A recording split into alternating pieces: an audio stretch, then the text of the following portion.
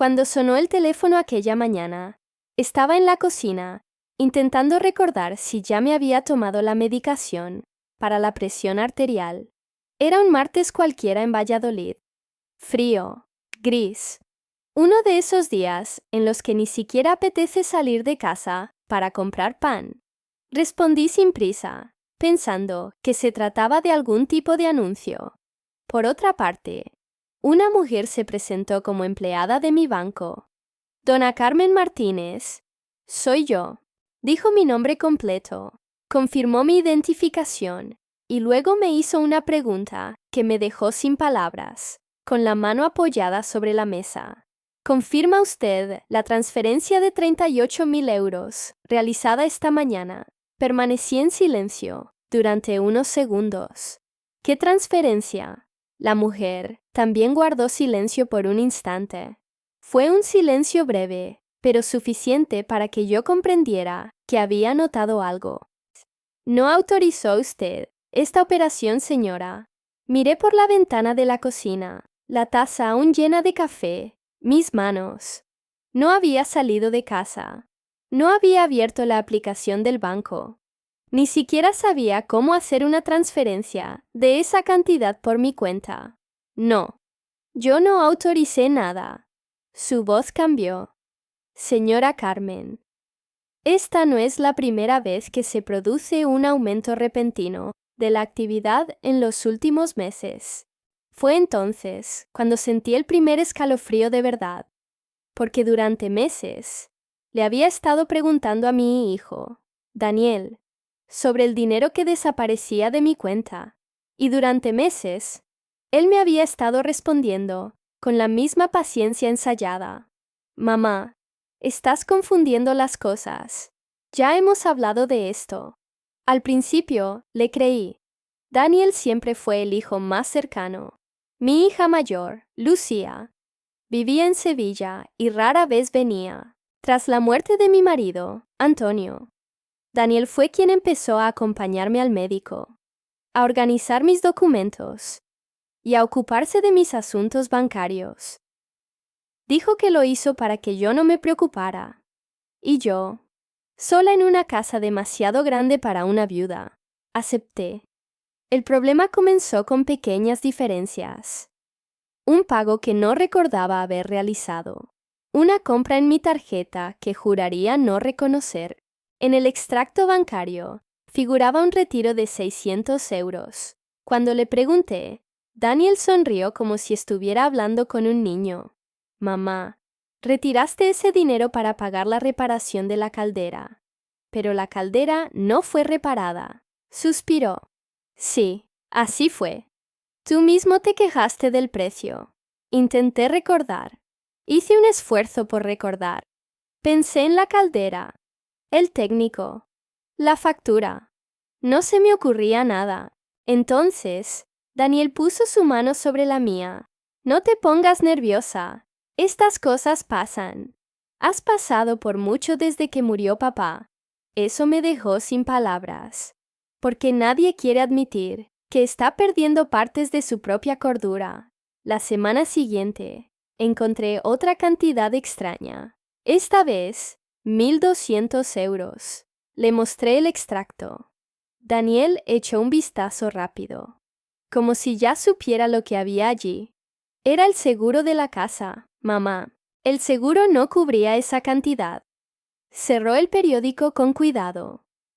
Siempre olvidas que el plan de pago es diferente ahora. No recuerdo haber cambiado nada. Se puso serio. Mamá, tú tampoco te acordabas de la cita con el neurólogo. La palabra neurólogo me impactó de una manera extraña. No sabía que ya había programado una cita. ¿Qué consulta? Daniel respiró hondo, como si estuviera cansado de repetir la misma conversación. ¿Lo ves? A eso me refiero. A partir de ese día, comencé a observarme a mí mismo, como si fuera una amenaza para mí mismo. Anotaba cuándo tomaba su medicina. Anotaba cuándo pagaba una factura. Anotaba quién llamaba, quién venía, qué decía Daniel. Compré una pequeña libreta en una papelería cerca de la Plaza Mayor y la escondí dentro de una vieja caja de costura. En la portada, simplemente escribí: "No lo olvides". Al principio, pensé que esas notas demostrarían que Daniel tenía razón, pero sucedió lo contrario. Un jueves, entró en la casa sin avisar. Tenía la llave, por supuesto. Dijo que necesitaba recoger unos papeles del despacho de su padre. Estaba en el pasillo cuando lo oí hablar en voz baja por teléfono. No, ella no sospecha nada. Cree que lo está olvidando. Me detuve antes de llegar a la puerta. Daniel notó mi presencia y colgó rápidamente. ¿Con quién estabas hablando?, sonrió. Pero esta vez la sonrisa llegó demasiado tarde. Con el banco. Es asunto tuyo, mamá. Ya lo he solucionado. ¿Qué cosas mías? Pasó a mi lado y me besó la frente. Descansa. Estás cansado. Esa noche, esperé a que se fuera y cogí mi cuaderno. Regresé página por página. Comparé las fechas, valores, conversaciones. Y entonces, descubrí la primera mentira evidente. Daniel había dicho que yo había autorizado una transferencia el 14 de marzo, pero el 14 de marzo ingresé en el Hospital Clínico Universitario para someterme a pruebas, sin teléfono móvil, sin tarjeta, sin acceso a nada. Me quedé mirando esa página durante mucho tiempo. Por primera vez en meses, la incertidumbre ha cambiado. Quizás no lo estaba olvidando. Quizás alguien me estaba haciendo olvidar. Y lo peor de todo es que esa persona tenía una llave de mi casa. A la mañana siguiente, me desperté decidido a no decir nada sobre lo que había descubierto. Si Daniel mentía, necesitaba entender hasta dónde estaba llegando. Y si lo confrontaba sin pruebas, probablemente encontraría otra explicación. Hasta ese momento, siempre lo hacía. Cuando vino a visitarme, trajo pan recién hecho, fruta y una sonrisa apacible, como hacía todos los miércoles. ¿Dormiste bien, mamá? Asentí con la cabeza. Dormir. Me observó durante unos segundos, como si intentara adivinar si yo había descubierto algo. Luego se dirigió a la cocina y comenzó a preparar café, tal como lo había hecho desde la muerte de su padre. Era un gesto tan familiar que cualquiera diría que tenía un hijo ejemplar. Pero esta vez empecé a fijarme en pequeños detalles que antes me habían pasado desapercibidos. Mientras se preparaba el café, me quitó el teléfono móvil. Voy a actualizar algunas aplicaciones. Siempre haces clic donde no debes. Ni siquiera esperó mi respuesta. Se sentó en el sofá con el dispositivo en las manos. Unos minutos después, devolvió el teléfono. Bueno, miré la pantalla. La aplicación del banco había desaparecido. Daniel, ¿dónde está el banco?, respondió sin alzar la vista. Me lo quité. De todas formas, no lo usas. ¿Y si lo necesito? Llámame. Lo dijo con tanta naturalidad que por un momento casi acepté la respuesta. Casi. En los días siguientes, me di cuenta de que no se trataba de un caso aislado. Las cartas del banco dejaron de llegar. Cuando le pregunté, Daniel dijo que había solicitado la correspondencia digital para evitar confusiones. Las facturas de luz y agua también desaparecieron del buzón. Según él, todo era más moderno, más práctico, más seguro. Para mí, comencé a sentir que mi propia vida estaba siendo manejada sin mi participación. Una tarde, fui a buscar la carpeta donde siempre guardaba los documentos importantes de la familia. No estaba en el estante. Busqué en el armario de la oficina. Nada. Rebusqué en los cajones, hasta que vi a Daniel entrar en la habitación. ¿Qué estás buscando? Mis documentos, respondió de inmediato. Están conmigo. ¿Por qué? Porque los perdías todo el tiempo. Eso no era cierto. Nunca antes había perdido esa carpeta. Se acercó a mí y me habló en un tono tranquilo, casi paternal. Mamá, Tienes que confiar en mí. Hago esto para protegerte. Esas palabras no dejaron de resonar en mi cabeza durante el resto del día. Proteger.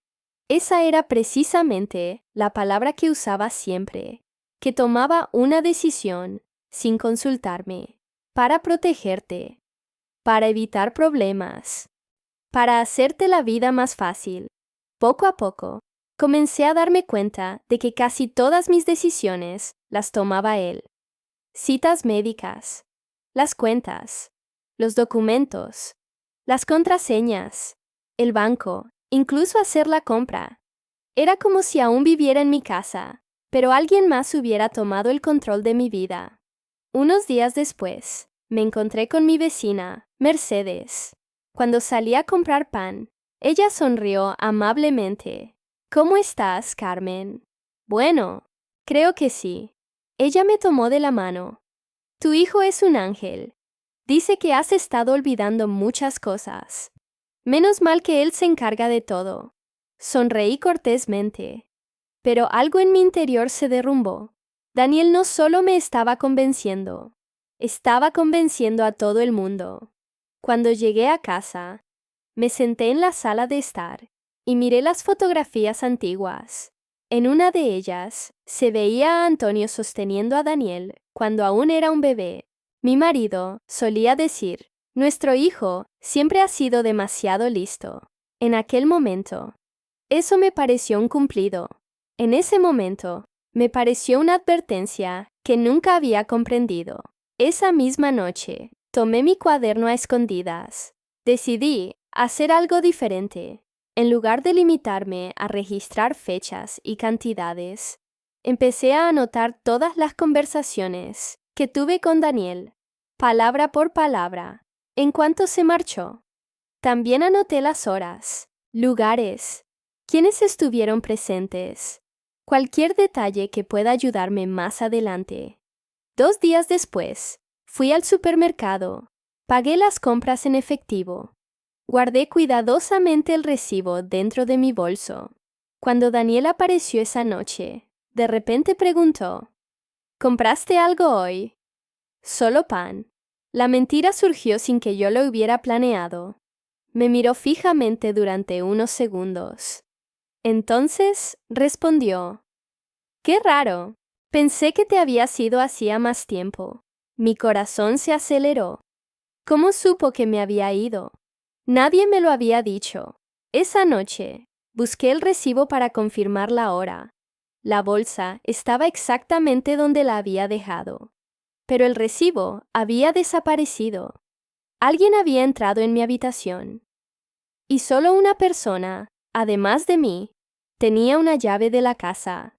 Al día siguiente, mientras limpiaba la oficina de Antonio, decidí revisar un cajón que Daniel siempre cerraba cuando venía a visitarme. Ella estaba encerrada. Busqué por toda la casa hasta que encontré una llave pequeña, atascada en el fondo de una vieja caja de herramientas de mi marido. Cuando finalmente se abrió el cajón, solo había unos pocos papeles dentro. Ingresos, contratos y un sobre blanco. Dentro había un documento del banco. Mi nombre aparecía en la parte superior de la página. Debajo de eso, una autorización permanente para transacciones financieras. Y, junto a mi firma, había otra firma que nunca antes había visto. Aquella noche apenas dormí. El sobre permanecía sobre la mesa de la cocina. Lo abría, leía el documento una vez más y lo cerraba de nuevo, como si las palabras pudieran intercambiar su lugar. Mi nombre estaba ahí.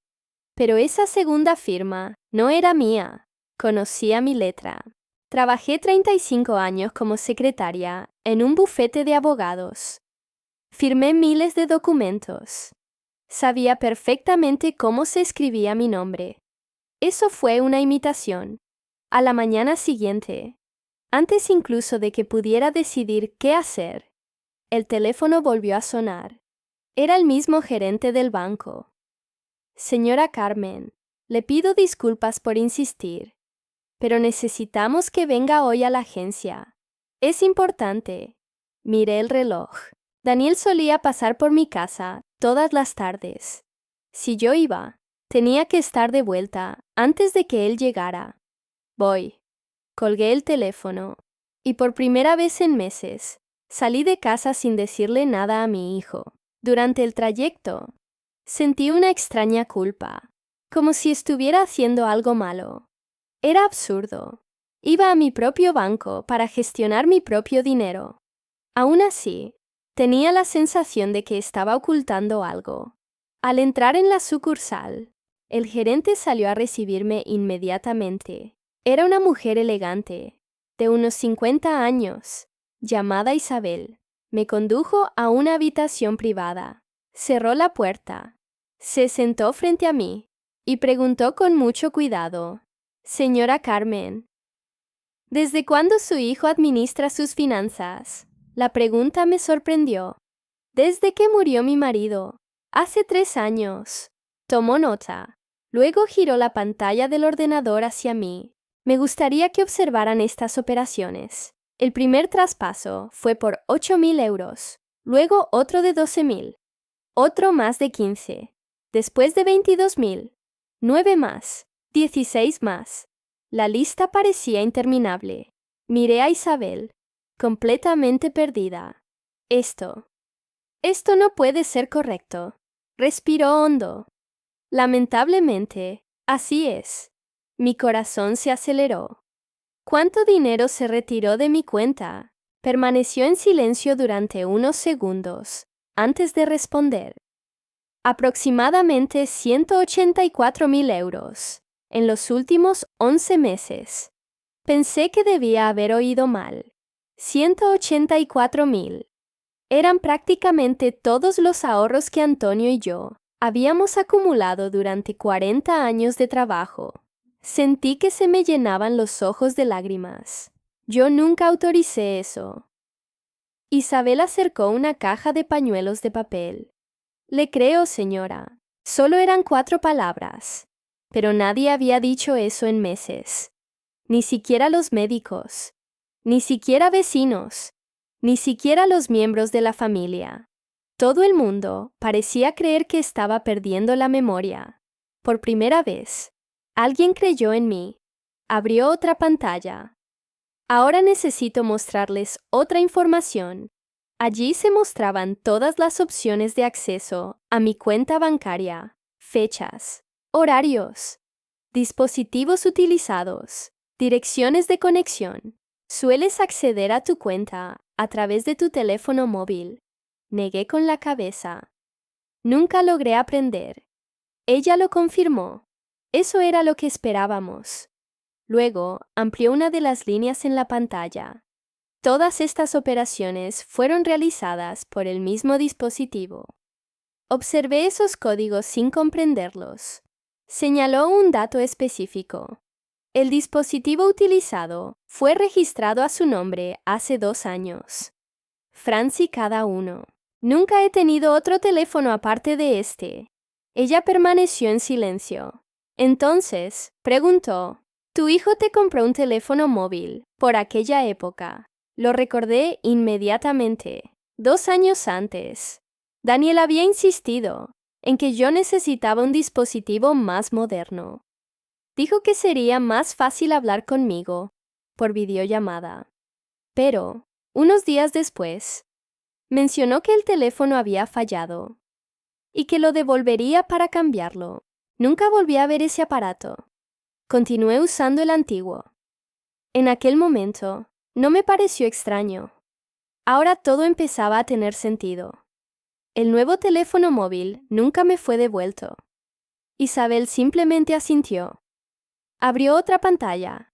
También encontramos algo inusual. Mi nombre aparecía como titular de la cuenta. Pero existía un segundo usuario autorizado para gestionar prácticamente todas las operaciones digitales. Tragué saliva con dificultad. OMS, ella dudó. Parecía elegir cada palabra con cuidado. Por motivos legales, necesito que primero confirme si ha autorizado oficialmente a alguien. Lo pensé durante unos segundos. Recordé las docenas de documentos que Daniel decía que eran pura burocracia. Documentos que él colocó sobre la mesa mientras yo tomaba mi café. Suscripciones rápidas, siempre acompañada de la misma frase. Es solo una formalidad. Mamá. Sentí un nudo en el estómago. Miré a Isabel. Creo que firmé cosas sin leerlas. Hizo un gesto de comprensión. Lamentablemente, esto ocurre con más frecuencia de lo que uno podría pensar. En ese momento, alguien llamó discretamente a la puerta. Un empleado entró portando una carpeta azul. Se lo entregó al gerente. Ella abrió el archivo. Hojeó algunos documentos. Entonces me miró. Su rostro había cambiado por completo. Ya no era solo una preocupación, fue una sorpresa. Dona Carmen. Lentamente giró la carpeta hacia mí. En la primera página figuraba un poder notarial, registrado en la notaría. Reconocí mi firma de inmediato, pero hubo un detalle que hizo que el mundo pareciera detenerse por unos segundos. El documento no solo autorizaba a Daniel a gestionar mis cuentas, afirmó que yo mostraba indicios de ser incapaz de administrar mis propios bienes. Y justo debajo de esa afirmación, había un informe médico adjunto que nunca antes había visto en mi vida. Me quedé mirando el informe, incapaz de pronunciar palabra. Mi nombre aparecía en la parte superior de la página, mi fecha de nacimiento también, pero nunca antes había visto ese documento. Recordaba aún menos haber sido sometido a una evaluación que concluyera que ya no era capaz de cuidar de mi propia vida. Miré a Isabel. Eso es mentira. Ella no respondió de inmediato. Tomó el informe, lo sostuvo a contraluz y dijo con calma: no puedo asegurar que sea falso, pero sí puedo afirmar que se utilizó para justificar la ampliación de los poderes otorgados a su hijo. Sentí un nudo en la garganta. Durante meses, Daniel no dejó de repetir que me había olvidado de él. Ahora descubría que esta historia no se limitaba al ámbito doméstico. Estaba registrada en los documentos oficiales. Respiré hondo e hice la pregunta que más temía. ¿Todavía hay dinero en mi cuenta? Isabel consultó el sistema. Entonces, giró la pantalla hacia mí. El saldo era mucho menor de lo que me había imaginado. Todavía me quedaba suficiente dinero para vivir un tiempo, pero gran parte de los ahorros que Antonio y yo habíamos acumulado durante décadas simplemente se habían esfumado. Cerré los ojos durante unos segundos. Recordé que mi esposo dijo, poco antes de morir: Carmen, este dinero es para que nunca tengas que depender de nadie. Eso fue exactamente lo que pasó. Sin darme cuenta, me había vuelto completamente dependiente de nuestro hijo. Entonces, Isabel hizo una sugerencia. Antes de confrontar a Daniel, busque asesoría legal. Si efectivamente está haciendo un mal uso de este poder notarial, cualquier acción precipitada podría llevarlo a ocultar pruebas. Estuve de acuerdo. Salí del banco con copias de todos los documentos. Antes de volver a casa, entré en una cafetería que a Antonio le gustaba frecuentar. Necesitaba pensar, mientras removía el café, que ya estaba frío. Un recuerdo me vino a la mente de repente. Unos meses después de la muerte de mi esposo, Daniel insistió en que firmara varios documentos. Dijo que eran documentos relacionados con el inventario. Quedé emocionalmente devastada. Apenas podía leer. Lo firmé todo. En aquel momento pensé que simplemente estaba lidiando con asuntos burocráticos. Ahora ya no estaba tan seguro. A la mañana siguiente, busqué un abogado recomendado por la propia directora del banco. Su nombre era Javier Ortega. Era un hombre de hablar pausado, que escuchó mi historia sin interrumpirme ni una sola vez. Cuando terminé, abrió la carpeta de documentos. Le bastaron menos de 15 minutos para fruncir el ceño. Señora Carmen, aquí hay varias cosas extrañas. Mi corazón se aceleró. ¿Cómo qué? señaló el poder notarial. Ella le otorga poderes sumamente amplios. Su hijo puede administrar cuentas, vender activos, obtener préstamos y representarla en prácticamente cualquier transacción financiera. Tragué saliva con dificultad. Jamás lo permitiría. Javier siguió hojeando los periódicos. Luego encontró el informe médico. Leyó con atención. Entonces, cogió un bolígrafo. El nombre del médico circuló. ¿Conoces a este profesional? Negué con la cabeza. Nunca antes había oído ese nombre. ¿Estás seguro de que nunca te ha atendido él? Absolutamente. El abogado permaneció en silencio durante unos segundos. Luego hizo una llamada. Habló brevemente con alguien. Anotó cierta información. Cuando colgó, me miró directamente. El médico existe, pero no trabaja en el hospital donde, según el informe, evaluaron a la mujer. Sentí un escalofrío recorrer mi cuerpo. ¿Entonces, el documento es falso? Aún no puedo confirmarlo oficialmente, pero existen suficientes inconsistencias como para justificar una investigación.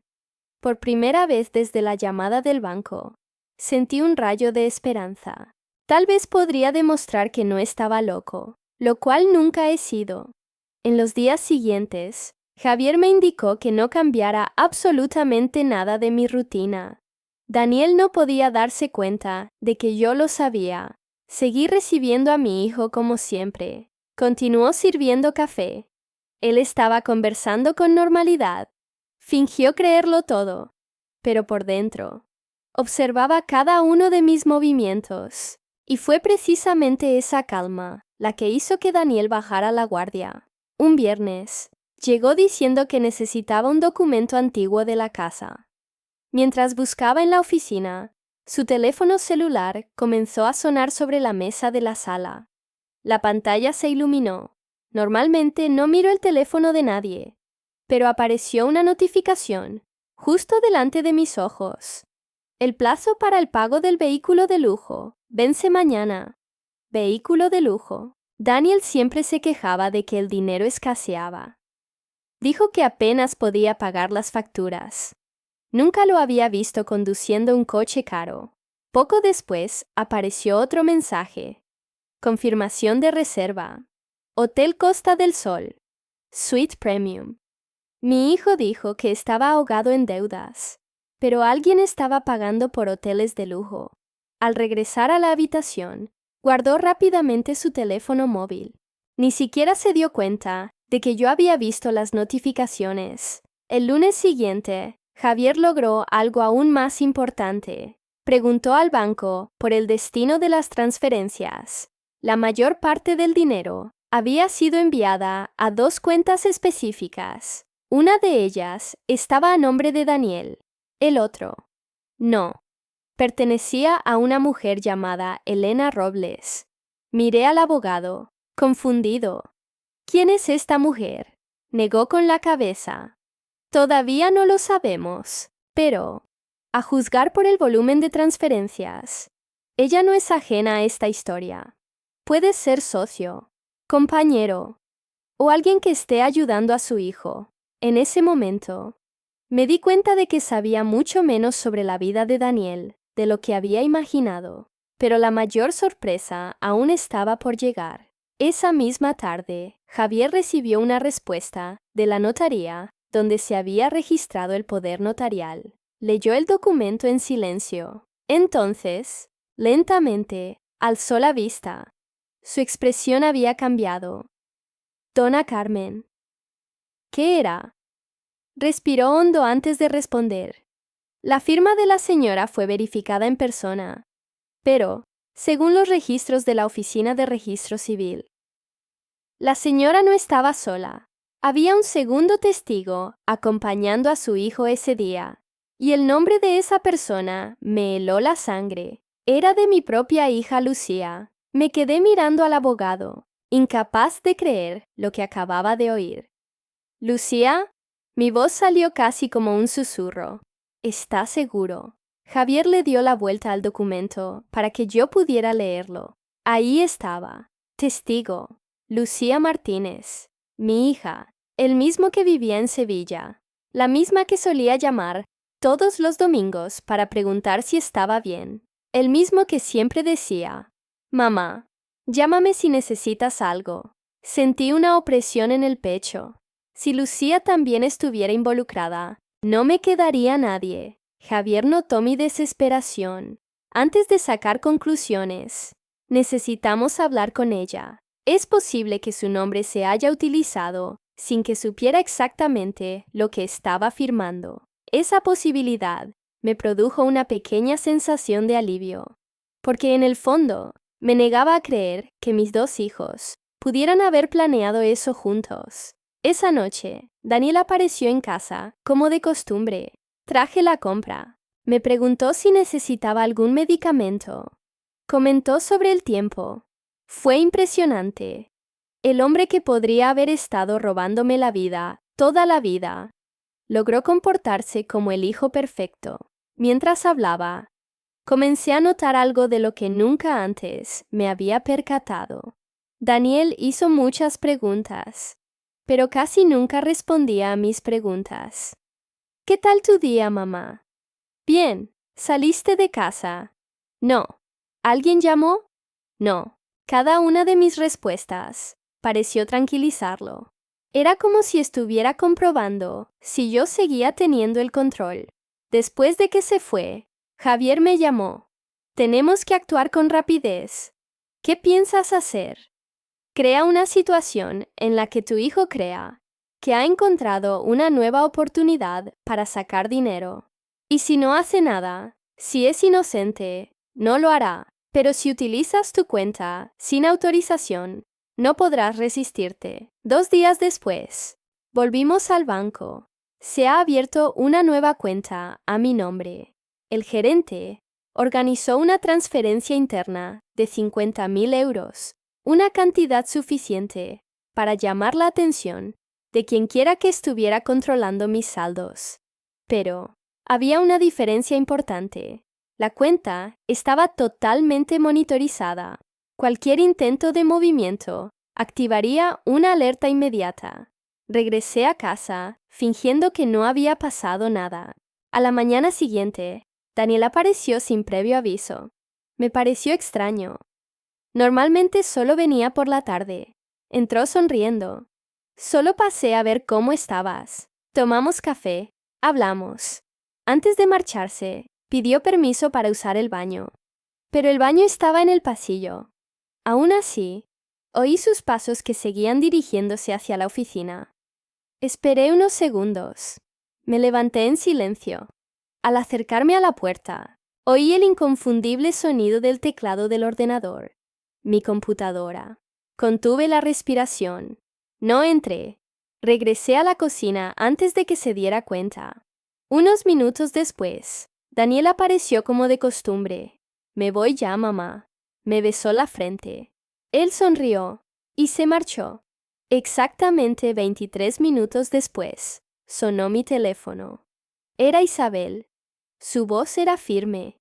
«Señora Carmen». Sucedió. Mi corazón se aceleró. ¿Qué?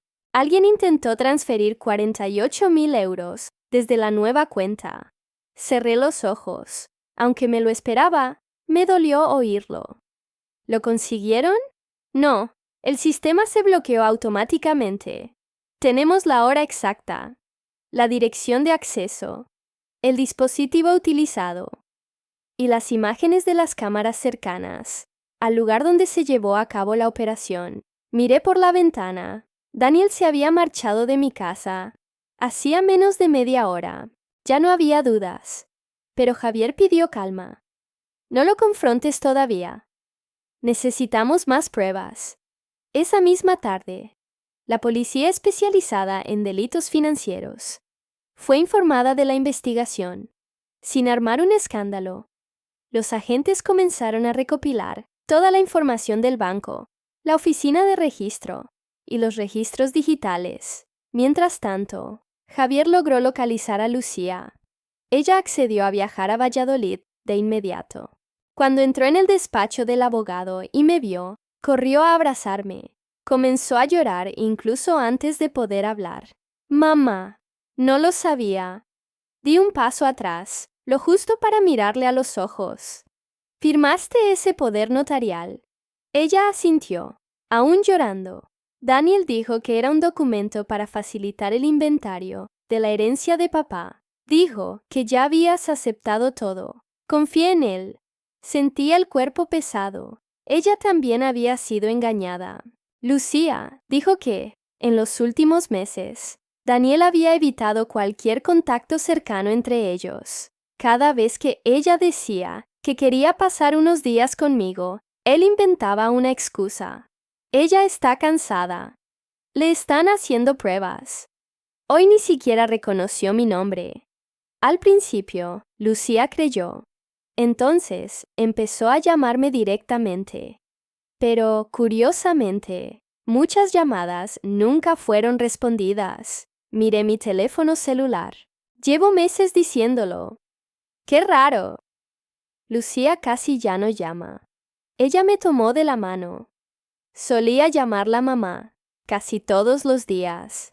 En ese momento, comprendí otra parte de la trampa. Daniel no solo me robó el dinero, me aisló de las personas que pudieran darse cuenta de lo que estaba sucediendo.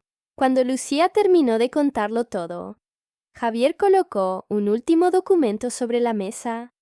Ese fue el informe enviado por la policía.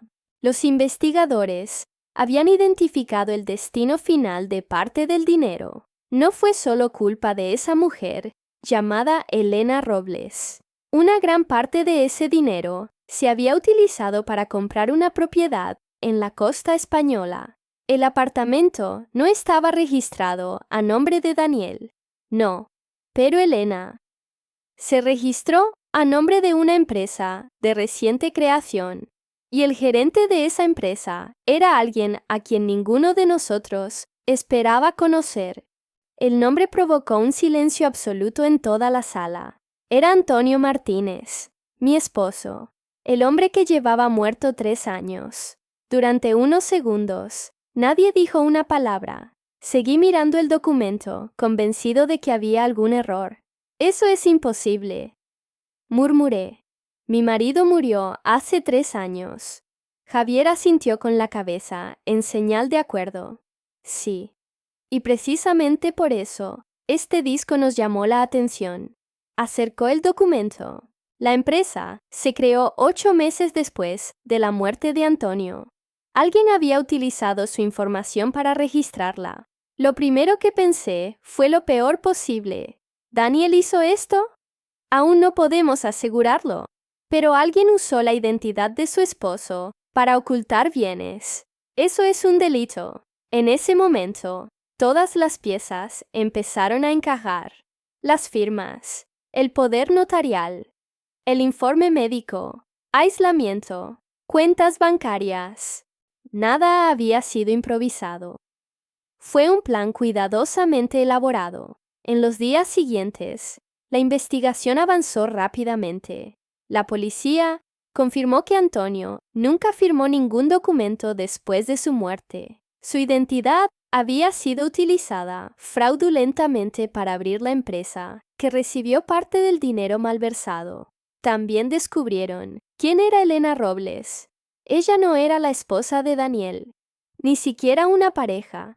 Ella era asesora financiera y lo había ayudado a abrir empresas y a transferir fondos entre diferentes cuentas. Según su testimonio, Daniel afirmó que administraba legalmente los bienes de su madre y que todo se hacía con su autorización. Al enfrentarse a las pruebas, Daniel intentó mantener su habitual compostura. Fue citado para prestar declaración. Se sentó frente a los investigadores y repitió exactamente el discurso que yo había escuchado durante meses. Mi madre está confundida. Olvida lo que firma. Pero esta vez, nadie lo creyó. Los investigadores pusieron el informe del banco sobre la mesa, las grabaciones de la cámara, registros de acceso digital, los mensajes recuperados del teléfono móvil, las fechas de las transferencias, análisis experto de firmas. Y, por último, una grabación realizada por el sistema de atención al cliente del banco. En él, la voz de Daniel intentaba autorizar un movimiento, haciéndose pasar por mí. Permaneció en silencio. Por primera vez, no encontró respuesta. Días después, me pidió hablar conmigo. Javier me preguntó si de verdad quería conocerlo. Lo pensé mucho antes de responder. Al final, acepté. Entramos en una pequeña habitación de la comisaría. Daniel parecía mayor. Tenía los hombros caídos. Sus ojos evitaron los míos. Durante casi un minuto, ninguno de nosotros habló. Fue él quien rompió el silencio. Iba a devolverlo todo. Lo miré directamente. ¿Cuándo? Bajó la cabeza.